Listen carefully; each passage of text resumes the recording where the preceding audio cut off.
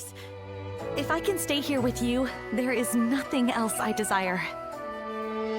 In fact, I wish to stay with you all the time. So I think I'll build a life-size doll of you. Tonight, I'm going to take all of your measurements. Miss, excuse me, what are you looking at? This man is so fine. I'll be as accurate and as thorough as possible. Look, I just met you and all. I don't really think it's a good...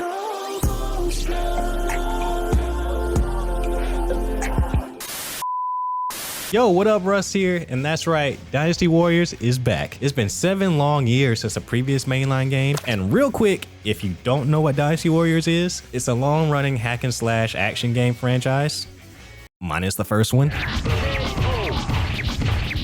Damn, you hit that so hard to replay 3 different times. The games are honestly a giant power fantasy as you take control and team up with several historical Chinese generals to battle other officers and other generals across a wide open battlefield, conquer bases and territories, and commit massive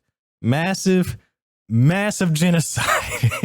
There are a lot of games in this franchise, and that's not even talking about the tons of spin-offs like Samurai Warriors and Warriors Orochi, along with the traditional expansions like Extreme Legends and Empires. And then you have the licensed spin-offs as well, like Hyrule Warriors, Fire Emblem is another one, f***ing One Piece has one. And hell, my only real experience with the franchise came from Dynasty Warriors Gundam 2. I put a lot of my life into that game, and I really loved it for a time. Actually, let me see if I can show y'all real quick. Give me 1 second. Damn, that's nostalgic. All right, now let me see if I can find this save file real quick. Dynasty Warriors Gundam 2. 71 hours and 38 minutes. Honestly, nowadays, that number's not a lot with games we have taking well over 100, but back then, it felt like an eternity. At least to me. Also, why'd I boot this up in 2020? So yeah, I do have some experience with this franchise, but if there's one knock against this franchise as a whole, it's that it's repetitive and very, very grindy. Or at least it can be. That's what eventually turned me away from Gundam 2, and honestly what kept me from jumping back in the series going forward, you know, aside from being a broke ass kid. But after being away from the series for quite some time and hearing some fairly positive things leading up to the release of Origins, I said, well, I got some time, so let's jump back in and give it a shot.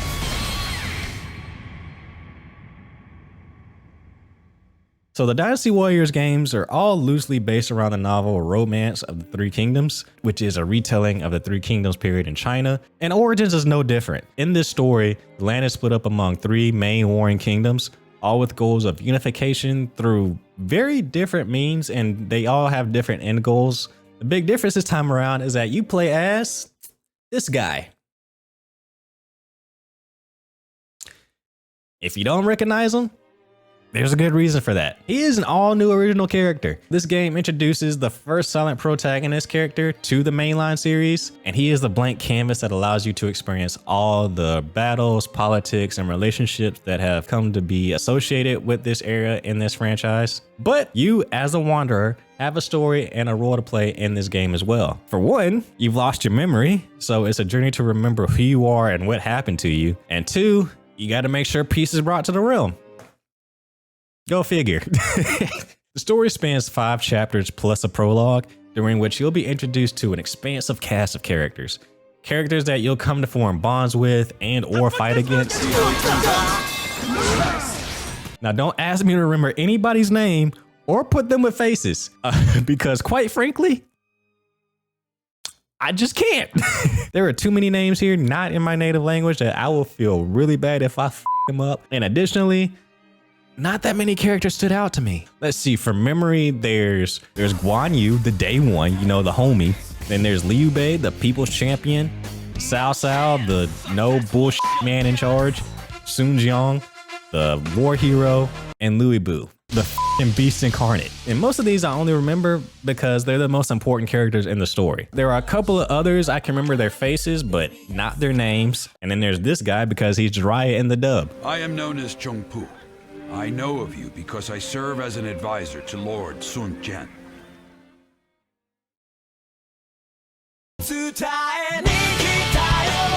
Aside from the leaders who, like I said, are in your face a majority of the time, so you get to know them and what they're about, a lot of the rest of the cast you have to go out of your way to try and learn about through side conversations, because what they get in the story does little to nothing for their character. And while the side conversations do give some insight into who these characters are, a lot of the time I found what they were saying just to be completely uninteresting. So much to the point that I really wanted to skip them when they showed up. It's just that a lot of these characters seem to say the same thing as each other, just in their own way. Oh, I feel so comfortable around you. We wouldn't be able to do this without you. You just make me want to talk to you. You've got a knack for making people talk. Well, it's great to have someone who you can talk to about anything. It's fun speaking with you. Let's talk more in depth next time, huh? Honestly, I feel like I'm getting hit on in a lot of these conversations. I really appreciate you coming around to see me like this. That's why, well, it'd be nice to spend more time like this, if possible. I'll send my boys on home at some point. Then maybe we can enjoy some quiet time, just you and me. And I don't know if I'm just not up on the culture of the time or whatever, but it feels very, very weird to have a cordial conversation with a dude that I just fought on the battlefield. Instead of entrusting yourself to me, you appeared as an enemy.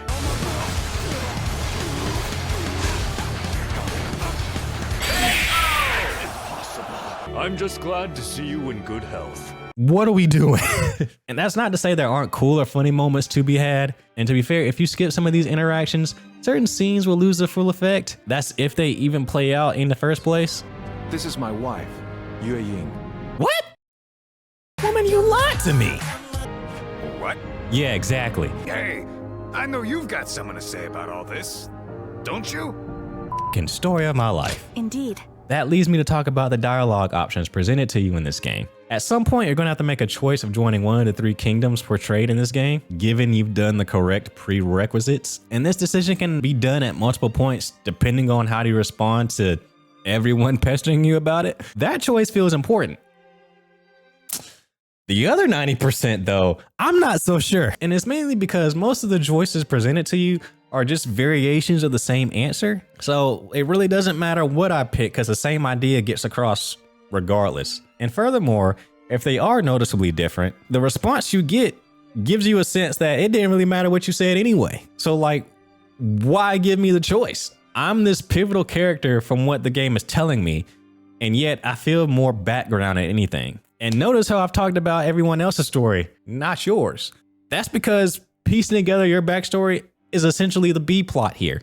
Not only that, but it's optional, mostly cutscenes, and only has like 2 fights that actually have anything to do with that part of the story specifically. So I gotta ask, if that's the case, then why go through all the effort of making this character? Just switch up the formula, I guess? Sure, I can see that, but it ultimately feels like it doesn't amount to anything. I personally would have just been better off having 3 separate storylines to select at the start and just going through those. And that might have kept the story from dragging for me as well. Like halfway through chapter 4 is where I began thinking, when is this gonna end? And then I went back to try to play the other story paths and I did not make it. Overall, the main story here has a lot of ups and downs. I can't lie and say I didn't completely care because at some points I was invested in what was going on, but they were just spread out between a lot of nothing for me personally. And the story here is probably the weakest part of this game for me, but I don't think the story is the main selling point for these games anyway. Let me know if I'm wrong. Now, you better like single player campaigns because that's all you're going to be doing here. There aren't any other modes to speak of at the time of recording this, which kind of surprised me just a little bit. And I want to speak on that a bit because coming from Gundam 2, I remember being able to do the story with several different characters. And then you had mission mode where you could select from damn near the entire cast of Gundam up to that point and tackle missions to obtain parts for every mobile suit in the game. There was quite a bit there to spend a lot of time with. In comparison to Origins, which scales back on a lot of that, some of those components are still there, working towards better equipment, balancing character relationships,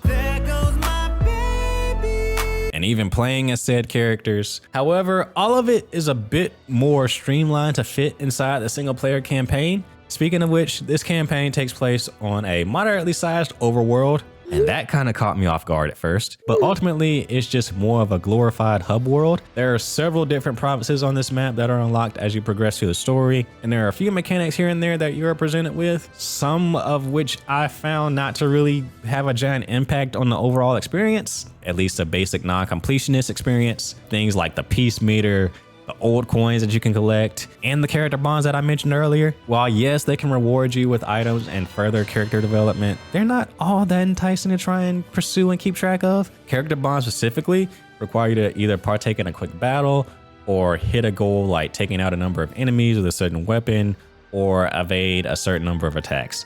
Aside from that, there are several way markers that allow you to fast travel across the map once you activate them, as well as they provide you with items if you increase the peace meter I mentioned before. Camps and towns give you the opportunity to stop and take a breather in between missions. You can access the shop to purchase different consumables and weapons, if you can afford it. Selecting the inn presents you with several other options. You can read letters that will be sent to you from prominent characters and nobodies alike, some of which are mandatory to get to the next story mission, others which are totally skippable, but generally award you with different items, equipment, or just a nice thank you message. Creating gems, well, lets you do exactly what it says. It lets you create gems to equip for battle, given you have enough material. Records kind of serves as like an arcade mode / gallery, because here you're allowed to replay different missions that you have already completed in the story mode, as well as it lets you look at different things such as the bonds between all the characters you've met. You can hear different voice lines in the game, as well as look at all the weapons that you've unlocked, and listen to the music as well. Battle preparation, which to be honest, is just the standard pause menu. But hey, ease of access, I get it. I'm not mad at it. Here, you'll be able to make a lot of adjustments as it pertains to how you want to use your character in battle. And we'll dive into that in a sec. Lastly, statistics gives you a look at some pretty interesting numbers like how much you've used certain weapons, how much vandalism you've caused, or how many murders you've committed. Police! The main thing you're obviously going to be doing is fighting. A lot. Whether it be a mainline story battle, a side quest, or a random skirmish, you can be damn sure that you're going to be clocking some heads together. And so how does the combat fare with that? Well, it's a lot of fun initially. Again, these games are a giant power fantasy, so running through bases, storming castles, and taking out hundreds of soldiers at a time in flashy ways feels genuinely good. But there's a lot more going on than just that, at least when it comes to the big story-driven battles. Just going around slashing up enemy soldiers isn't going to get you far. I learned that very quickly. These battles typically have a strategy explained in the beginning that the AI is going to carry out, and it is up to you to implement that strategy when facing the enemy. Now, engaging the enemy will come in several forms. There are the general soldiers that really just serve as fodder to build your resources, and then you step up to the officers, and I'll even split those up into low and high ranking officers. And then lastly, you have the commanders. The main difference between officers and commanders being their courage level. The higher the courage level, the tougher they are. Pretty standard stuff. These guys are where your battle skills will come into play, as it'll take a bit more than just swinging to take them out. Each of these guys has a fortitude meter that you will have to deplete in order to open them up for some real damage. To do this, you can parry their attacks, although not all attacks are parryable. Sometimes you just gotta get the f out the way.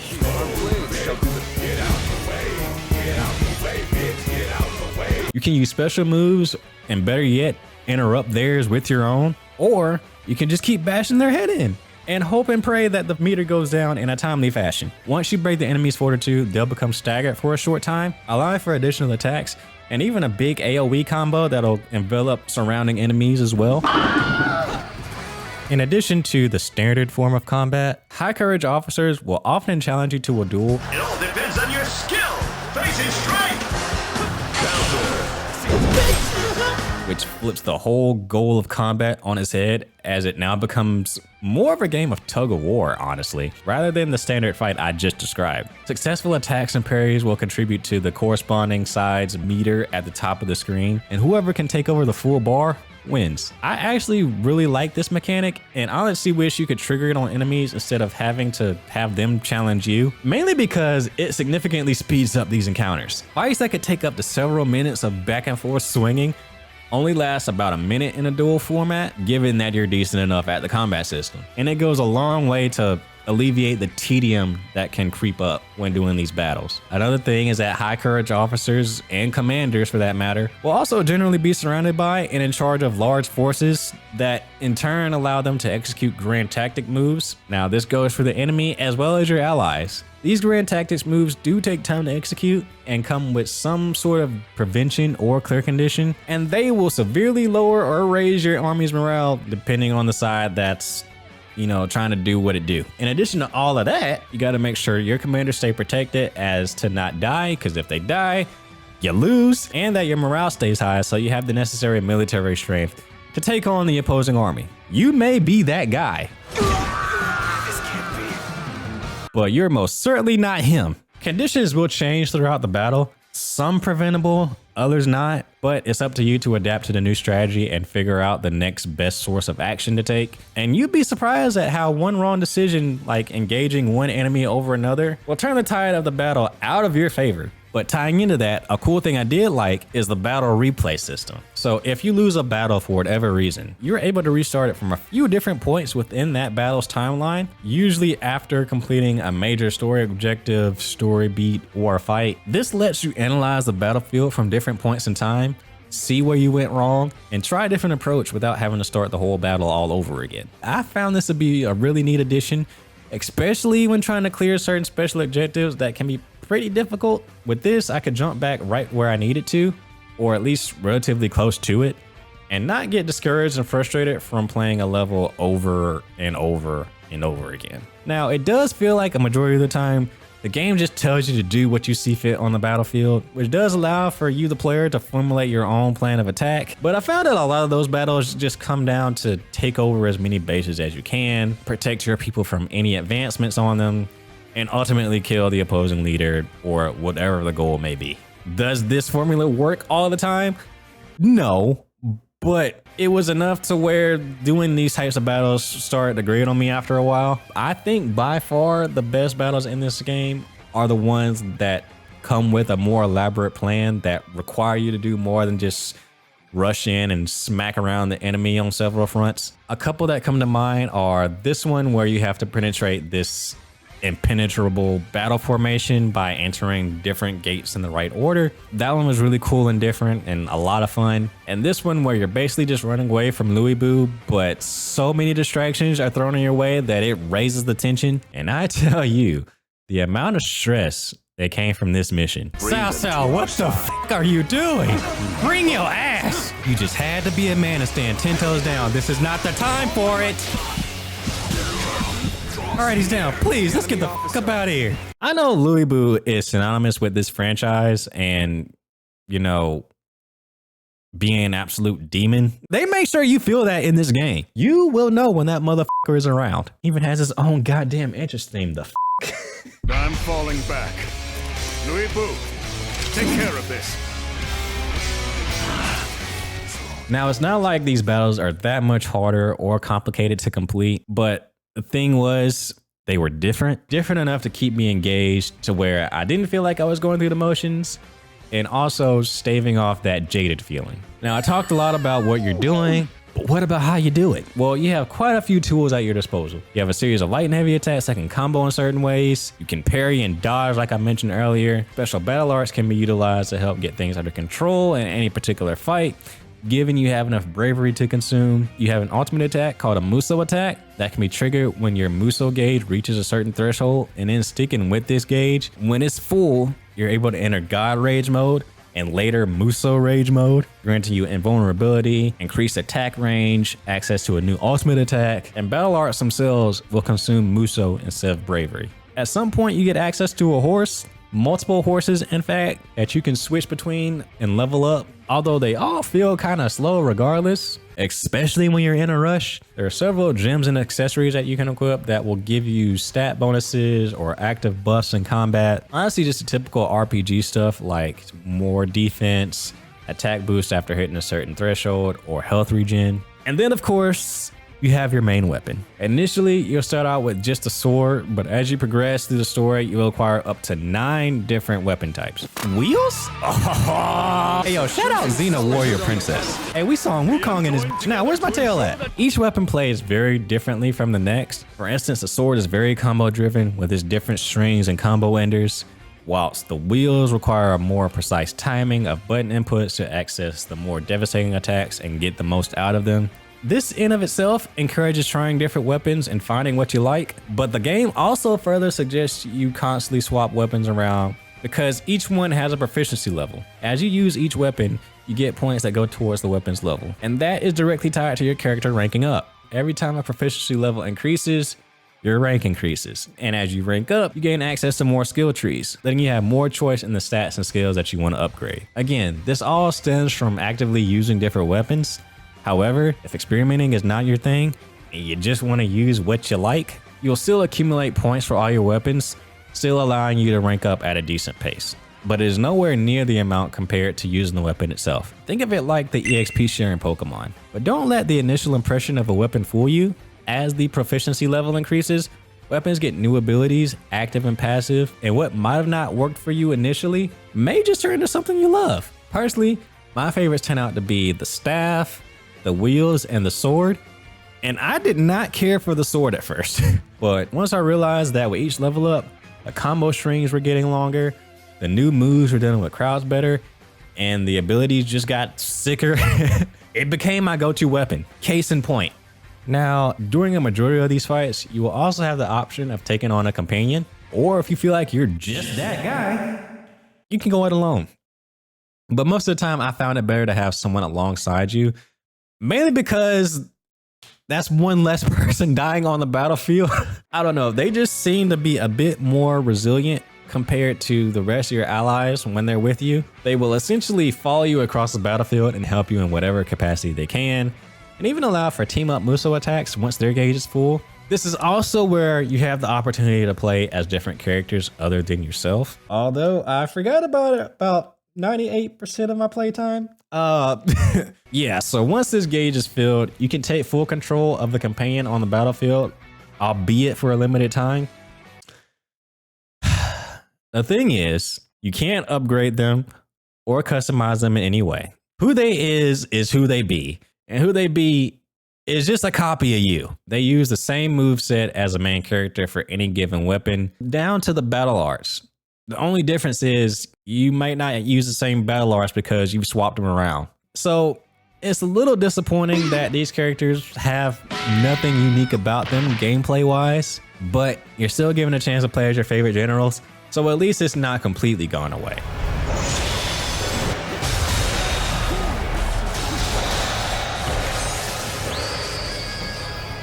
You also have command over a small squadron that you can build up by completing skirmishes and recruiting soldiers from them. During battle, you can command these soldiers to enact a variety of different tactics, ranging from a charge to a blockade. As you acquire more soldiers, more of these tactical options will unlock as you need more soldiers in order to carry them out. That being said, keeping an eye out for your squad is another important element of combat because, yo, if enough of your homies die before you need them, you're gonna be kind of out of luck. Now, if you manage to beat this game, there is a bit more to dive into post-game. First and foremost is story replay. This is accessible from the end and allows you to go back and replay the game from different points in the story, or just a particular battle if you want. And this comes in handy when trying to chase down the following additions to the game afterwards. Epic weapons are now added to the game along with a new class, which you can acquire if you meet a couple of conditions. Reforge is a new feature allowing you to take existing weapons in your inventory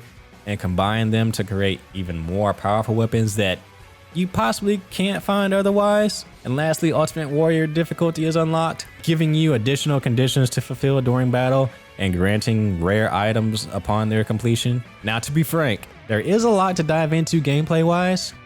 However, like I was kind of afraid of, it gets really, really repetitive. It was cool learning and getting more powerful throughout the early chapters of the game, but once I got a grasp of the weapons and skills I liked, it was just left to the levels to try and keep me interested in playing. And that's where the sense of fatigue crept in. A lot of battles just felt like I was going through the motions, minus a few I mentioned earlier. And even the officer battles and duels quickly lose their luster. Aside from like the couple of legit boss fights that you engage in, it feels like it becomes a test of how fast you can eradicate the enemy and move on to the next one before your allies die. And depending on who you're fighting, that can become incredibly frustrating or increasingly mind-numbing. Oh yeah, also, definition of silent. Huh. For a silent pro tag, he sure likes to make a lot of sound. This territory is ours. Let's go. The enemy officer has been defeated. The enemy officer has been defeated. The enemy officer has been defeated. The accompanying soundtrack for this game, while I can't say blew me away while I was playing, it did do its job in amplifying certain scenes, hyping me up enough while heading into battle, and changing to fit the flow of battle. Now, listening to it on its own, I'm sitting here like, when the was this playing? How did I miss this? I don't remember this playing. A lot of these sound like they could be anime openings, you know, just without the words. That or something off like old school Power Rangers.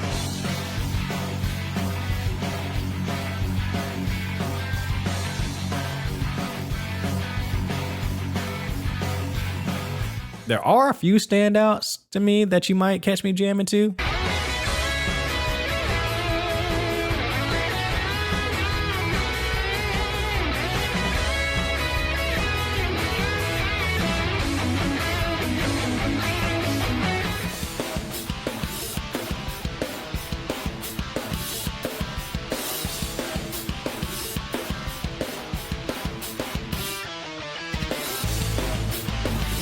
But ultimately, the music is kind of drowned out by everything else that's going on the screen. Good eye. The enemy officer has been defeated. However, I still think the soundtrack is very good for what it is and what it aims to do. Everything just fits nicely, so what more can you really ask for? Something to turn up to? This ain't Need for Speed. Playing this on the PS5, I really had no issues performance-wise. Graphical settings themselves don't even seem to change much in terms of visual fidelity. Shadow and texture pop-in seems a little more or less frequent depending on what setting you put it on, and it runs at a fairly smooth 60 at the very least, no matter what. Now granted, it's not like it's the most graphically intensive game ever. The only real test of power here is when there are hundreds of soldiers on the screen with effects going off from special attacks. And even then, I don't recall it stuttering at all for me. They give you the option to choose different frame rate caps, and I honestly don't know why, aside to accommodate for different monitors maybe. But even still, why would anyone set their cap at 30 if it runs smooth at 60 at the very least? Someone answer that for me. So, with all that being said, should you spend money on Dynasty Warriors Origins? Is this new take worth diving into? Well, if you're a fan of the franchise, I believe this one will not disappoint. Despite some things being different from previous entries, from my understanding, for the most part, it still contains what you have come to love about the series. So, yes, if you're a fan, go right ahead if you haven't already. Second, if you're someone who has never played a Dynasty Warriors game before, and you're curious and you want to give it a try, I say go for it. But I don't know if it's something I'd say pay full price for, because the type of grind that is synonymous with this franchise is definitely something you have to have a specific taste for, and I don't think you should pay full price just to figure that out. The demo is still available, so I'd say try that at first, and then decide if you want more and how badly you want it. And even still, I'd say wait for a discount, but if you just gotta have it now, then go right ahead.